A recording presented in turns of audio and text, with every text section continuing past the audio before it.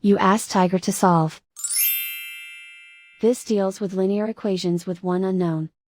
The final result is v equals -8. Let's solve it step by step. Simplify the expression. Group like terms. Simplify the arithmetic.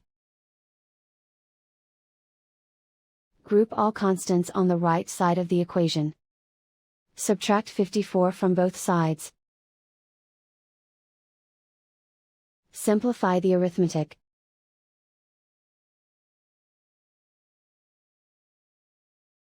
Isolate the v. Divide both sides by 6. Simplify the fraction.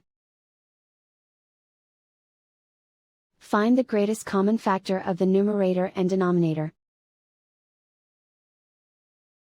Factor out and cancel the greatest common factor. And so the final result is v equals -8.